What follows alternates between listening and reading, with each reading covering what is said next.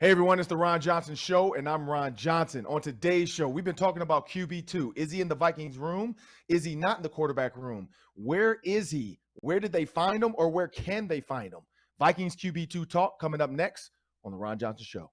On the field, in the broadcast booth, Ron Johnson is Minnesota sports. One-of-a-kind opinions, big-name guests, the teams you care about every day. It's the Ron Johnson Show, part of Locked On Sports Minnesota, and it starts now. Welcome to the Ron Johnson Show, and I'm your host, Ron Johnson. This is the Locked On Sports Minnesota Podcast Network. Thank you, everyone, for joining us. But first, when you subscribe to Locked On Sports Minnesota, you're getting endless Vikings talk with local experts. Sam and I talk football every day on the Ron Johnson Show. Reggie Wilson gives a sports anchor's perspective on superior sports talk. And Minnesota's football party brings together all the top Vikings podcasters in the city. Subscribe to the free Locked On Sports Minnesota podcast feed wherever you find your podcasts, or find our videos on the Locked On Sports Minnesota YouTube channel. Well, today's show is going to be loaded. We're going to have Jeremiah Sirles, former Vikings offensive lineman. He's also a Nebraska Cornhusker. So we got to talk to him a little bit about what's going on in college football. What is he up to now? He's doing something behind the scenes that could help us out on the Ron Johnson Show in the long run. But first, we're going to bring Sam Ekstrom in, my producer. As we bring Sam in, Sam, all week we've been going back and forth talking about QB2. We've been talking about this 53-man roster. We've been saying that it's probably going to be tough to carry three quarterbacks. We were saying if it did not work out where one of the quarterbacks stood out in front of the other, could they carry all three running backs? We had a vast amount of scenarios, and the minute we walked out of here, they traded for Nick Mullens. Nick Mullens. And for those that don't know, the Vikings had just played him. So they got very familiar with Nick Mullens. We saw David Cobb at the Vikings 49ers game, and he's the Panthers scout. And so if you think about that, one, you can send your advanced college scouting, your pro scouting scouts out to these preseason games, or you can have your scouts with you while you're playing these preseason games and say, hey, that guy looks pretty good. We know what our defense can do, and this guy did pretty well. Should he be on our roster? And in an unprecedented move, the Vikings do it. When you look at Nicholas Clayton Mullens, he played recently, but of course he played for the 49ers. He also went to college at Southern Miss. He played for the Eagles, the Browns, and now the Las Vegas Raiders. But, I mean, there's a guy with 630 passing attempts, 4,800 yards, 22 touchdowns, 26 touchdowns, 22 interceptions. Not a great ratio there. But when you look at his size, his arm strength, he's not a big, tall guy. His speed, he's not a fast guy, but he's a guy that's played and started some games. And I think that's what the Vikings were trying to get at. They're trying to get at a guy that at one point started some games, serviceable starter in the NFL, didn't look bad. And when you're two quarterbacks, we've all said this, they're neither has shown us enough that one deserved to be two of the other. I think everybody thought Kellen Mond had it done. And I think if Kellen Mond had a Raiders game against the 49ers, they probably don't force this or try to make this trade, even though the conversation probably was happening. Hey, what would you do for this guy? What would you give up for this guy? What would you want if we wanted this guy? And then I think they wanted to see, because it's like the stock market. You wait for your stock to go up before you sell, or you get out before it's too late. And that's what the Vikings did. Kellen Mond's stock was going down. They got out before it was too late. They didn't get out completely, though, because they didn't get rid of him. They hedged their bet. So now they've hedged their bet. They've added another quarterback. They had to let go of Albert Wilson. So, again, that answered our question. I said BC was 4-5 with Amir Smith-Marset. Albert Wilson, clearly, it showed it. They released him. So things are coming to fruition for the way we've kind of already speculated about this roster. That's the word I was trying to get at yesterday, too, speculate. I don't know why I couldn't get it out. But, Sam, Nick Mullens, what do you think about him? Yeah, I think he has a higher upside, more experience than either a Mannion or a Mond. He's basically played the equivalent of one season. He's got 17 starts. Went 5-12 in those starts. So probably right on par with a low-end starting quarterback, high-end backup quarterback. And you might say, well, 5-12, it's a terrible record. Well, he's got 5 wins against starting NFL football teams. He's got 6 games in his career where he threw for over 300 yards. He's got 5 games where his passer rating was over 100. So this guy has actually done some stuff in the NFL. And if you look at his 17 games, he's got over 4,800 yards. I mean, that's a pretty nice season's worth of yards. The interception total, a little too high for my liking. If you look at some of his advanced numbers, they're not amazing. He's not a mobile quarterback. So it's not like you're getting a top 15 quarterback. Of course not. When you give up a 7th-round pick, you're not getting an elite quarterback, but you are getting someone that has proven he can hang in an NFL setting against starters. Kellen Mond hasn't proven that. And when Sean Mannion's been in against starters, it hasn't looked good either. So I think you are upgrading. And, hey, not only did they just see this guy with the Raiders, Ron, but KOC and Kyle Shanahan were just together for like 4 days straight. You don't think that he picked his brain about Nick Mullens? I guarantee that happened when they were here at TCO. Right. Yeah, and that's the secret, sneaky little things that happen in these week-long team practices. They've scoured the earth. I'm pretty sure they looked at Kyle Sloter. I'm pretty sure they looked at a lot of guys. They looked probably to the Canadian Football League to see if there's anybody out there that they might be able to pick off and bring back to the U.S. if they don't have a contract that keeps them in Canada. These advanced scouts do a lot more than we know because, I mean, if the what was the movie with Bo Cruz with Adam Sandler with Anthony Edwards? Right. He was a scout. Hustle. What was it? Hustle? Hustle, yeah. And he was a scout. Look at the hotels he had to go to, the places he had to travel just to scout a couple players. The NFL is the same. These guys go all over. They scour the earth. They scorch the airlines to find their guy. And they got lucky and found him in Vegas. They said, you know what? We just saw this guy. And then you're right. I think KOC probably definitely with these younger coaches, Shanahan, and these coaches aren't afraid to have conversations with each other, And at the same time, not to say he would say Nick Mullens is good and he's not. Shanahan's not going to lie because he looks stupid. Like, oh, he's terrible. But he started for you. How's he terrible? So he has to kind of be honest about him. And he probably, explained to him about, getting baptized by fire, just getting thrown into games. And, how was he in a headset with Jimmy Garoppolo? How was he as a backup? All that kind of stuff. Because that's what they're looking for. But, Mannion's big thing was he's been around. Well, Mullens has started games even. He knows what it takes to win some of these games. Now, you're not going to bring in a 6'3", 6'4" backup now, but you possibly, if he gets here and he does better than Kellen Mond and Sean Mannion, because I think he's going to get a ton of work on Saturday, which adds another huge talker for us on Saturday.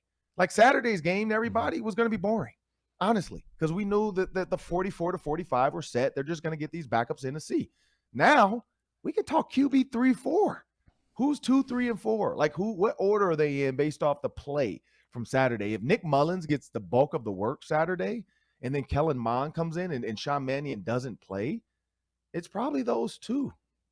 And you're right. Maybe they still carry 3, Nick Mullens and then Kellen Mond. And they let the old guy Sean Mannion go. Now, if they get rid of Kellen Mond, I mean, again, they've already gave him a signing bonus. There's nothing much they can do. They're not on the hook for a lot. It's just one of those things that happen. So, yeah, it's a tough business. Coming up next, former Cornhusker Vikings offensive lineman Jeremiah Sirles is going to be hanging with Ron Johnson. Stay tuned.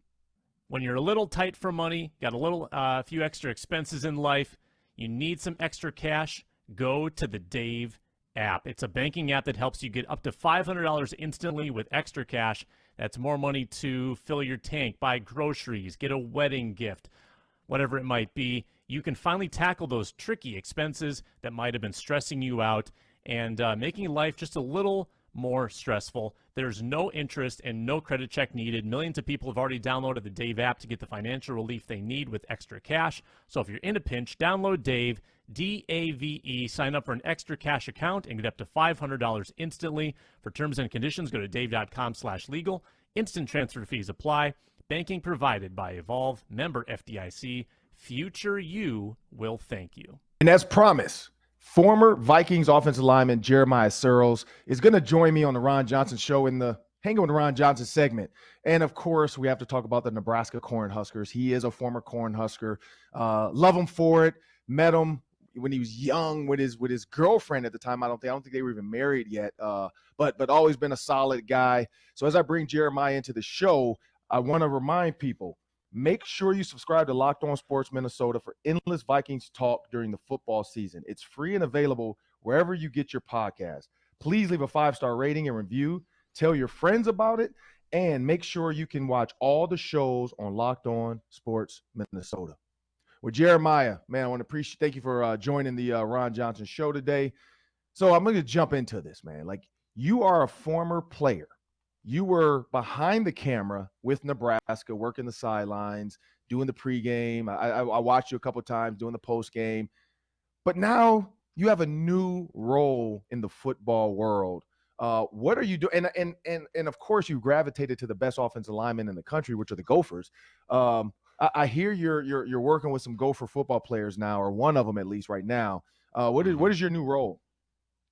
Yeah, so once I retired in 2019, I started kind of figuring out what was next in life for me. And once I left the NFL, I was looking at what am I going to miss about the NFL. And it wasn't the bang in my head every day. It was the mentorship piece and being the older guy in the room and helping some of the younger guys along. So I thought about going into coaching. My wife put the kibosh on that real fast. And so I actually joined my agent, who Chris Giddings, and then Zach Zenner, who lives in the cities also, who was a former player, played running back for the Lions. And we started our own agency. And so we're an agency by NFL players for future NFL players and representing them. And it's been really fun. We got our first class last year, and we're already building for next year. Man, that's huge. And so what Gopher do you have now? I think you said Sam Schluter. Yep. So Sam Schluter's with the 49ers right now is who we represent there. Then we had 4 other guys. We have Austin Allen from the Cornhuskers. He's with the Giants.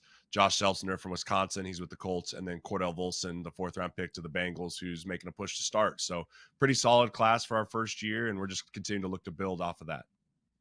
Yeah, and you remember the day. I mean, your agent came to you at one point, sat in your living room or called you up in your college dorm and wanted to talk to you about going to the NFL. What is your, like, because I mean, I know the movie with Tom Cruise, Jerry Maguire. Like, what is your pitch when you're going out to pitch to these young players about signing with Jeremiah Sirles? Yeah, the biggest thing is, Ron, you'd be surprised. There's probably about 8 former NFL players that are agents, which really surprised me because this is such, for me, kind of an easy transition into the next phase of life because not only did we play, but we speak the language of that is the NFL and the collective bargaining agreement because it was our life for so long. So the biggest thing that we pitch is, we're a football first agency. So we very much are focused on football. We're not as heavy on the NIL stuff and all of that. We're focused on, hey, let's get you on the field as a rookie. Let's make sure you have success as a rookie. And I know what it takes to do it. I've been there. Let me help you along the way and give you some stuff that I learned in year 4, 5, 6 that I can give you hopefully in year 0 to give you that chance to extend your career. Because with rookie minimums going up and with guys getting on the back end, if we can extend your career even 1 or 2 years in the back end, you're talking about millions of dollars on that. So, the pitch is really just let me help you, let me mentor you, let me guide you. As long as you're focused on football and that's what you want to do and you truly love the game, then we really feel we're the best agents for you. So I know you have Sam Schluter. So did you have to row the boat like when you met with him? I didn't have to row the boat. I'm going to fight rowing the boat as long as possible. I have a lot of respect for Coach Fleck and how he runs that program. But, the inner Cornhusker in me it can't pick up the oar. It just struggles. Wait, it cut. So let's do that again. Just answer that question again. You start cutting out. So the row the boat. Just start from there. Yeah, I haven't rowed the boat. I want to. I have a lot of respect for Coach Fleck and the program that he runs there. But the inner Cornhusker in me, it just can't pick up that oar and row. It just can't do it. You can pick up some corn husk though. I can hustle the heck out of some corn. If you're like out to sea, if you're out to sea and you're in a boat and you have a long Cornhusker, like how are you going to move the boat? At that point, you hope for the best. But if you're in the middle of a field and you got to fight your way out, what are you going to do with an oar? Are you just going to swing that thing blindly until you find your way out? That's not how that works. You want to live in these hypothetical scenarios there, Ron. You use it as a spear. You spear the next person that comes up. Spear corn. You ever speared corn before, Ron? Hey, you try. You take the thing, you sharpen it up like one of those movies where you're lost in the wilderness. You got to, kill a bear to cover yourself up. Like, hey, an oar can do a lot. But jumping into You've never been to Nebraska before. I have not. I've never, because they weren't in the Big Ten, and we're going to talk about that later in Daily 3. So stick around for the Daily 3, people, because we got a good expansion question coming up. So I didn't deal with Nebraska. I was a Tommy Frazier fan. Like I loved that 15 and that red jersey, the black shirt defense, like because they were in the Big 12. So they never bothered me. Like they were over there somewhere. Now they're in the Big 10, so I gotta just naturally get annoyed with them. But no, I love Tommy Frazier and Phillips and all those guys. Like I love that team. I remember that. I remember when they played Miami. Like a friend of mine thought he was Tommy Frazier, one of our quarterbacks. So I remember those days. But no, I've never been to Nebraska. I think I am gonna go at some point because I know there's like a softball thing out there my daughter wants to get to. So, or me and my wife want to surprise our daughter with. So I think it's in Omaha. So I think we're gonna go at some point and check it. I think it's the College World Series, right? Isn't that in the Omaha, Nebraska? Yeah, they do the College World Series in Omaha, which is pretty neat. Yeah, so I think at some point we're going to check that out. We also want to check the Women's Softball World Series out. So we have some stuff as she get older. She's only 11 now, but as she gets a little older, before she gets out of high school, we want to take a couple trips with just her. And so, we're trying to plan that with both our kids to split it up, give them their own time, their own, thing to do. Like this weekend, for instance, I'm taking one of my daughters on a date because my wife is her birthday. So I'm gonna let my wife go with her friends and I'm gonna take my daughters out to dinner or something. And, so it should be fun. But anyway, so you were at this 49ers Vikings co-practice deal where they practice together. My first question about that, you as a player, did you guys ever do that? Because I don't remember if the Vikings ever did it back then. Yeah, we went to Cincinnati in 2016. We went out to Cincinnati. I do remember that, yeah, because Mike Zimmer was talking about perfect, like no fighting, no this. How was that, though? Like, did you guys have any, like, squabbles or fights? Because we saw Adam Thielen kind of jump into one. Did you guys have any of that in Cincinnati?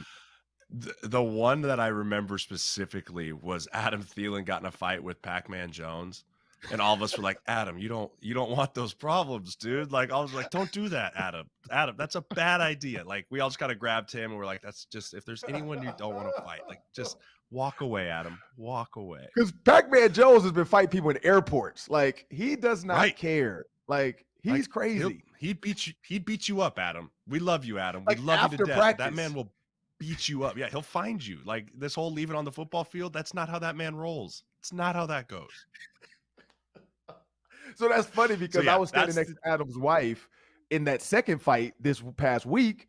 And the first thing she said was the same thing. She's like, what is he doing? Like, what is he even saying? And so me and his agent were standing there like joking around. Like he's over there probably like, hey, freaking guys, get away from him. Like, because it just doesn't like, I know he can curse because we've seen it. We've seen it with the Belichick thing. Him and Belichick got into it. But it's just so funny because his wife is like Adam, like, that's not his thing. Like, what is he doing?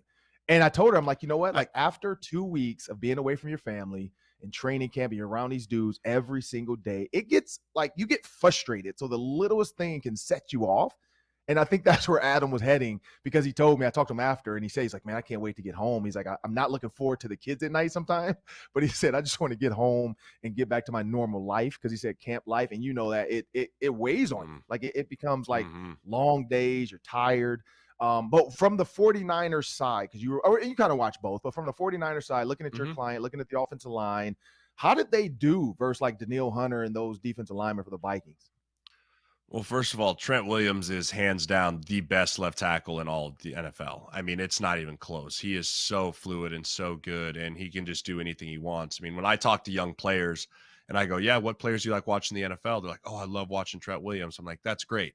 Don't do anything he does because you can't. Like, there's not many people that can emulate what he does and do it successfully, But I thought that the defensive line held their own against that pretty talented front. Now, granted, McGlinchey didn't play, and they swung some guys in there. But I thought up front, that switch to the 3-4, first of all, is extremely weird for me to look at a Vikings defense, not see 4 down linemen, couple linebackers, 2 high safeties. Like the whole revamped looks really good. But, for the most part, I thought you heard a lot of explosive plays going off of from the Minnesota Vikings offensive side of the field. There wasn't a lot all coming off the Niners side, right? There wasn't the big explosive run or the long ball. There was a few, but for the most part, I really felt like this Vikings defense held their own against this 49ers offense. It has a lot of firepower to it. Right. Yeah. Because everybody talks about physicality, of the 49ers. And maybe with Juszczyk and Kittle, Shanahan's not trying to show too much, because he's like, hey, look, we've been doing this for years. I'm not the new coach. This guy is. So maybe he held back on some of his shifts and motions because, Brandon Ayuk and Deebo Samuel, like, we know he has some trickery up his sleeve. So I'm guessing he probably held it back for this practice because he's like, look, I already know what we can do. Like, we don't need to get into this. And he's saving the big plays for the season. But when you look at Kyle Shanahan versus KOC as a player, when you're going from Mike Zimmer to Kevin O'Connell, what kind of mindset do you think this offense now has, or offensive line even, knowing that their head coach is in these meetings with the quarterbacks and the linemen, going over protection schemes, going over checks? What does that do for you as an offensive lineman? Yeah, it's just, it kind of varies. And as you know, it really just depends on who your head coach is, a defensive guy or is it an offensive guy. So for having KOC being an offensive guy, it does put a little bit more onus on the offense, right? Like the day of practice will be judged on how the offense did, not how the defense did. Versus with Zimmer, if we've been out there and beat the heck out of the defense, practice was terrible. But if defense had a good day, it was like, good job, good work today, boys. So it's just flipped. So I think that having a guy like KOC that you can really understand his philosophy. And I think that he's done a really nice job of bringing in coaches that are, I think of Chris Cooper, right? Former players that understand what the limitations of a player is, right? If you played the game, you're not going to ask someone to do something that you would not have been able to do by a schematic point. So for offensively, they're going to go to the quick passing game. They're going to want to get the ball out of their hands, and then they still have Dalvin Cook. I think that this offense, from the guys that I talked to, guys like Brian O'Neill and even Thielen a little bit, there's a lot of excitement for this offense as far as what they can do, because I feel like they're still thinking they've only scratched the surface, right? Through OTAs, through training camp, everything's installed. But as things go, you start to refine things more, and then you put more wrinkles off of the things you do well. So where one play that you're running really well, you run it out of 3 different formations or a couple different personnel groupings, but it's still the same concept. And I think that Kevin O'Connell is going to do a great job of mixing those guys around, because again, you talk about a lot of firepower in the Niners. The Vikings have just as much, if not more, firepower on this offense. Well, there you have it from Jeremiah Sirles. Up next, me, Jeremiah, and Sam. We're going to jump into the Daily 3. This is the Locked On Sports Minnesota Podcast Network. Stay tuned, because here we go. Up next, the Daily 3. That's 3 questions, 3 minutes each. Take it away, Sam. You got it. Let me tell you about BetOnline real quickly. BetOnline.net, fastest and easiest way to get all your sports info and wagering information. They've got NFL lines, NBA lines, MLB, golf, everything you can imagine. BetOnline.net is your source for everything sports. BetOnline, where the game starts. Jeremiah, I'll give you the first crack at this. I am curious. Coaches and players that you used to either play under or play with, who do you stay in touch with nowadays? You can give one name, couple names, whatever you want. So Coach Pelini, I stay in touch with him quite often. He was my head coach at Nebraska. Talk with him quite often. He's actually doing a podcast with his son now, which is pretty neat. And then as far as former players, Ike Bucker from the Bills, he's an offensive lineman. And then also every now and then I do reach out to our guy. Oh my gosh, I'm drawing a blank. CTE's kicking in here. Case Keenum from the Vikings. I reach out to Case Keenum quite often to stay in touch with him. Him and I have a pretty cool story. He actually baptized my wife and I at an event at the NFL. So love that guy. Whoa. Pastor Case Keenum. Wow. That way to hide the lead there. Way to bury the lead. Like, did he baptize you too? Case. Yeah, we were at a conference in February down it's called PAO, Professional Athletes Outreach. Former all NFL players invited. It's a big Christian conference, and he was a big reason why we were there. And my wife and I accepted Christ together that day, and he baptized both of us. It was really cool. Wow. I mean, because I've been to a bunch of them now. And so there's different kinds. Some pastors now just wear the T-shirt that says, making a choice for God or whatever. And then some you see come out in the full white outfit. They get into the lake. They do the lake baptism. Was he in the full white pastor's deal, or was he No. just like in a t-shirt for the conference and some shorts? He was just and, in a t-shirt. Yeah, he was in a t-shirt, and he needed a little help getting my big butt out of the water. So I was once he just dunked going me to in, say that. Yeah, he needed a little help pulling me out with the little extra drag that he had, but he did it. He made it. Because I remember a that very was my credible nervous person. He's a very credible person to do something like that because he has been at the center of a miracle before, the Minneapolis miracle. So he does have a little extra credibility with that. I was Got a little nervous extra about the juice to him. baptism thing. With my size, that was the one thing I was like, man, if they drop, I always, like as a kid growing up, I always thought I was going to drown or something. So I waited, and I got to do it again because my life since I was 21 has totally gone up and down. But I know when I was 21, when I did, that's why it took me so long, is because I was so scared to like drown, swallow water. Like it was just all this weird, like I had no idea. I'm like, man, what if they don't bring me back up because the Lord hasn't come yet? Like, I had all these like weird like thoughts about it as a kid. So it like scared me. So me and my sister actually got baptized at the same time. I was 21 and I think she was 20 at the time. But I definitely know I need to rededicate, my life back to Christ. I haven't said that to my wife or my kids, but every time I go and I see them, I'm like, man, I need to do it again. One, for my family to see it, but two, for me mentally, because it does do something for you mentally to kind of really just say, you know what, like some of the dumb stuff I do when I'm not being around people, like I need to control that, like, and I need to make 100%. an outward, expression for Christ. But, not to jump too far into this one, that we could have a whole segment on I'm that. all in on it. But next question, here we go, Sam. Yeah, college football rankings. So ESPN ranked all 131 D1 teams, and they did it in 24 tiers. So we've got a Husker here. We've got a Gopher here. Let's see what the tiers are. The Gophers are tier 7 of 24. The Huskers, tier 11 of 24, and Ron is raising the roof. So Jeremiah, give me a minute and a half here on the outlook for your Huskers this year. Do you think tier 11 is about right? I think it's fair for where they're at right now. Everyone that wants to say otherwise, they're wrong. We've won 3 or 4 games the last 4 years. We can't say all of a sudden we're the next coming. However, I will say we have got a lot of pieces added, right? We had Coach Whipple, his whole staff in, whole new offensive staff. You bring in Casey Thompson from Texas. You have Trey Palmer, a stud wide receiver, come in.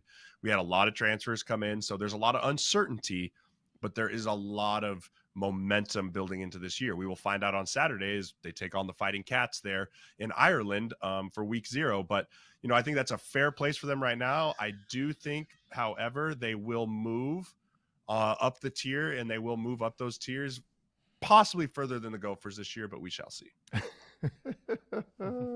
I love it. I think tier 7 for the Gophers. They were 22nd right now in the country. They got a couple votes, so they're up in there. I think the biggest thing for the Gophers is going to be Mo Ibram running the ball. They have a 6-year quarterback in Tanner Morgan who doesn't turn the ball over, maybe a little bit too conservative. He's kind of like Kirk Cousins with Mike Zimmer. It's time for him now. He has Kirk Shiraka back, so maybe he'll get back to his Rashad Bateman, Tyler Johnson days and just let the ball fly and don't worry about where it lands, or don't be so worried about where it lands. But yeah, I think for the Gophers being 7, it's going to be primarily based off this running game. You look at all the running backs they kept, even though they did lose Bucky Irving. They still have a bevy of backs in that backfield. So, and we had Kenny Burns on running backs coach for the Gophers on the pod, and he talked about just the leadership from Mo, what he did hurt, for guys to see a guy with a torn Achilles who could be in the NFL, stick around the team all week, coming out to every game, going out for the coin toss, willing to still be a captain. I think that's huge. And so you see that. And now the Gophers now have unveiled their black uniforms. I think that might be part of it. They are now the black shirts. Like Nebraska's no longer the black shirts of the Big Ten. Stop it. Wow. Don't you ever Fighting say words. that ever again. The Gophers got the black jerseys. They're coming out this year. Easy. Black jerseys, black pants like Bane. They're going to pull the mask down because we were born in the dark. Y'all just adopted it. Run game, Ron's going to be really predicated on that O-line. They lost 4 starters last year, but they bring back one of the best centers in college football, so that'll be something to keep an eye out. But I do agree with you. The run game will be so big for them. Yeah, you're right about the offensive line. Like, that's going to be the tough thing about. But they did get the kid from Notre Dame to transfer in, so I think that's going to be a huge help. And the kid from Michigan. And the kid from Michigan, yeah. So they got some older guys. This transfer portal has actually been a little bit of a help to us. We could have another question about the transfer portal because, man, there's a lot of college. We got to get you back on. There's a lot of college stuff we could talk about. But this next question, I'm excited because I heard your pre-answer that the fans didn't get to hear. So I'm loving this one. Yeah. Can I steal 30 seconds from this one? I just want to know, because of the news story with the Scott Frost saying that the offensive linemen are puking at practice, did you ever puke at a Nebraska football practice? I mean, not at practice during summer conditioning, sure. But I mean, here, I tweeted about it. I got in trouble for it, but whatever. I don't think you should have guys puking 8 days before a game. That's just me. That's my personal opinion, not stamped by the rubber stamp at the end or anything like that. That's just my personal opinion. Would the team reach out to you and say, hey, dude, calm down? They didn't reach out to me, but I had multiple people that tweeted at me that were like, you shouldn't be bringing this negative attention. It's like, it's not negative. He said it. Coach Frost said it. It's not negative attention when it's a quote. We don't want to get you in trouble again. I'll get to the next question. College football expansion. Big Ten is adding USC, UCLA to the conference. Probably more coming pretty soon. Jeremiah, your thoughts on the Big Ten going coastal? Trash. I think it's total trash. I hate it. I hate it so much. I thought that when they brought in Nebraska and it was like, okay, we're staying a little Midwest, still Big Ten. But, I mean, you're seeing what it's turning into. It's going to turn into 2 mega conferences. It's going to be the Big Ten. It's going to be the SEC, right? The SEC is going to go grab Clemson, and they're going to go grab all these other schools. And then it's going to be 2 mega conferences and then everyone else, the others, right? You'll just have the others. So I'm not a huge fan of it. I get it. It's a money thing. And if we don't do it as a Big Ten, some other conference is going to do it. But, I think it's going to hurt college athletics, not just college football. I think it's going to hurt college athletics as a whole. I mean, you start talking about women's sports or some of the group of 5 and all that stuff. And I'm a big college athletics fan. I think that the fairness and all that is really important to it. So I'm not a huge fan of it, but also I think the USC, UCLA, whoever else joins, they're in for a bit of an awakening when they join the Big Ten. Oh, yeah, I agree with the awakening, but I like it because $7.5 billion. And Kevin Warren, we both know him. Our guy Kevin Warren is out there behind the scenes. I got to talk to I can't say who, but I talked to some Vikings inside sources that talked about their MLS signing, and they had just signed like a, I don't know, $68-something million deal or $230 million deal with the MLS down in Florida. They were like, hey, we're going to televise some MLS games now in the the Aurora with the Minnesota team. And then they said the next day Kevin Warren comes out with $7.5 billion. They're like, dang, can we get a week, Kevin, to like talk about the MLS and our TV deal? And you come out with a $7.5 billion deal. But Kevin Warren is working it. And so this is what I'll say. And you're an agent now, so I'm pretty sure you'll find your way on TV somehow. That adds TV for us, Jeremiah. $7.5 billion means they're going to try to get as many games on TV as possible. So they're going to be looking to add all kinds of different like interview people and analysts, and they're going to want to get expose behind the scenes, game day footage. I mean, $7.5 billion, that's $1 and some change $billion a year to the Big Ten. And so I think they're trying to combat the NIL of the SEC. They got to figure out a way to put more money into some of these players' pockets through TV commercials, through whatever it's going to be. So I'm greedy, of course. Like, I like the money side of it. I don't like the travel to UCLA and USC, but I think UCLA right now is an easy win for a lot of these Big Ten teams. They're not the USC of old. But Penn State, we had Spice Adams on. He hates it too because the Penn State having to go to California and vice versa. Like, that's going to be a long trip for them to go across the country on a Friday afternoon just to turn around and play on the Saturday and get right back on the plane and come back. So I get some of that, but I see Oregon, Stanford, Texas maybe. Like, a lot of those teams are now like, Kansas State. They're looking at the Big Ten like, hey, if you want to get to 20, let's do this, because clearly the Big 12 can't hold TV contracts. Notre Dame is looking now because they're like, our NBC deal looks real stupid now when you guys got $7.5 billion. Right? We're not going to be left out in the cold where, these guys from the WAC and all these other divisions, it's going to get tough for them, and recruiting for them too. Mm-hmm. Like, if I could pick between Nevada or Nebraska, I'm probably going to go to Nebraska because you guys have a better TV contract. You have more televised games. It's the facilities are going to get better now because the ADs are about to get a ton of money in this next 2-3 years. Everybody's going to want that LSU facility. But I want to thank Jeremiah Sirles for joining us on the Ron Johnson Show. That's Sam Ekstrom. That's Jeremiah Sirles. I'm Ron Johnson. We got Matt DeBritz working the channels back there. I want to appreciate everybody. This is the Locked On Sports Minnesota Podcast Network. This is the Ron Johnson Show. Please make sure you like, subscribe, comment. Let us know what you think about what Jeremiah Sirles said. Is this trash? Is this move trash for the Big Ten to expand, or is it a good move financially? And also, let us know what you think about the Nebraska Cornhuskers throwing up. What would you rather have in a fight, an oar or a piece of corn? I don't know. You tell me in the comments. Let us know, but have a great day.